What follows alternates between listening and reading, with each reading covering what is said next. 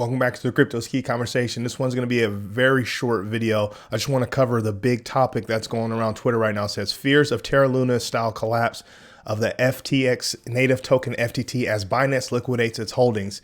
CZ claims to be liquidating all FTT tokens held by Binance due to quote unquote recent revelations that have came to light. So if we come over here, this is from Watcher Guru. It says, Justin Binance CEO says the company will liquidate its 500 million FTX position because they won't support people who lobby against other industry players behind their backs. If we come over here to CZ's page here, it says, as part of Binance exits from FTX equity last year, Binance received roughly 2.1 billion USD equivalent in cash, BUSD, and FTT. Due to recent revelations that have came to light, we have decided to liquidate any remaining FTT on our books. We will try to do so in a way that minimizes market impact. Due to the market conditions and limited liquidity, we expect this will take a few months to complete. Binance always encourages collaboration between industry players. Regarding any speculation as to whether this is a move against a competitor, it is not. Our industry is in its nascency, and every time a project publicly fails, it hurts every user and every platform. We typically hold tokens for the long term, and we have held on to this token for this long. We stay transparent with our actions.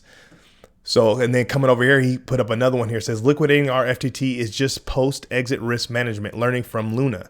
We gave support before, but we won't pretend to make love after divorce. We are not against anyone,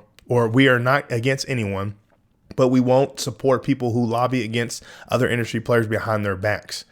So there's a lot of stuff going on. There's huge fears of how it says right here, the fears of like the Terra Luna collapse. So like fears on the market. And if we come over here, you can see we already see a lot of blood. I mean, Bitcoin sitting at 20,000. We're down 2.6% for the day, still over $1 trillion, but we're still down. XRP sitting at 47 cents. Ethereum sitting at 1571. So we're down as much as 3.5 in Ethereum. And if we come over here, the Bitcoin Fear and Greed Index has 9 minutes to update. And I'm going to anticipate, I guess at the end of this video, I'm going to expect this to be down based on that news. So it's just going to be a waiting game to see what happens with this. There's been talks of, is Alameda Research and FTX and Sam Bankman-Fried is the company insolvent? Is this really going to be another Terra Luna collapse? Is it going to just devastate the market? There's a lot of unknowns. Apparently, there's no issues withdrawing capital off of the FTX platform. I was watching an Elio Trades video, and he was saying that he had withdrew over the past like 48 hours a nice sizable amount of money and had no issue. So caution, man. If you're on that platform, take precautions. This is from Mr. Tutif. Says, great. So now we have 2 billionaire CEOs of crypto exchanges fighting and threatening to dump massive amounts of each other's tokens. These guys continue to prove they care about the people with a thumbs down. It's literally the people that are going to be affected by it, as they sell off. This is from Brian Armstrong. So obviously, Brian Armstrong.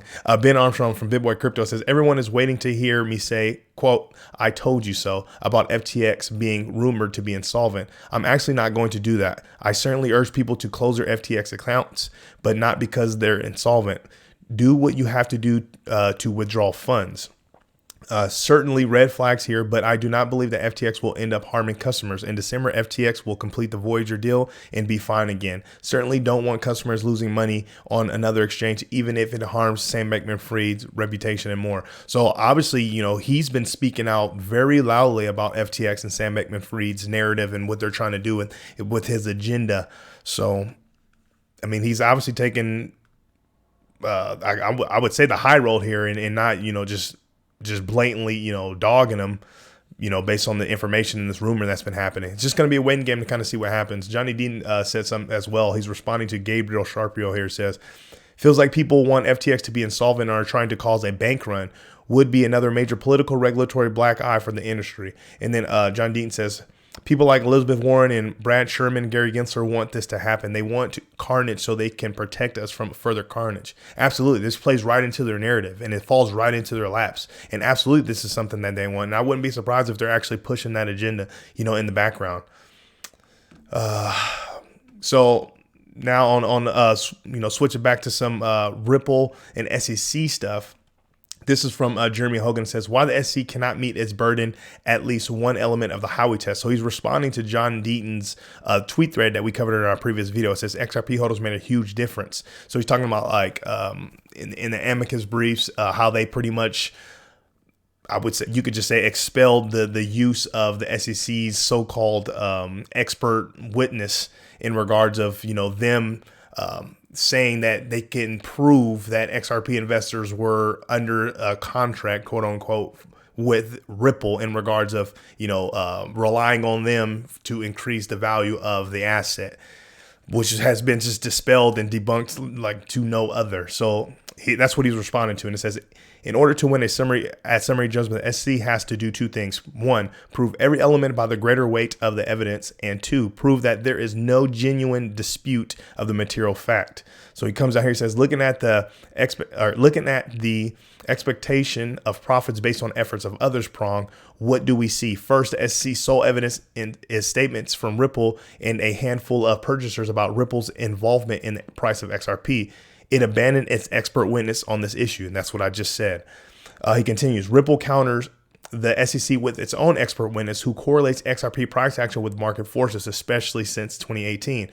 And Ripple apparently also files 3,000 affidavits from Deaton and XRP holders that they were not looking to Ripple to increase XRP price. Burden met? Question mark. It says, seems to me, tell me if you disagree, the SEC has absolutely failed to meet its greater weight of evidence burden. A handful of statements over 8 years versus expert opinions on 3,000 affidavits. But even putting that aside, is there a genuine issue of material fact here?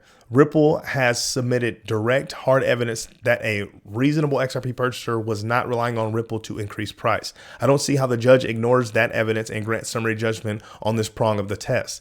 Not saying the SEC can't win, but it can't win here. It says, in my humble opinion.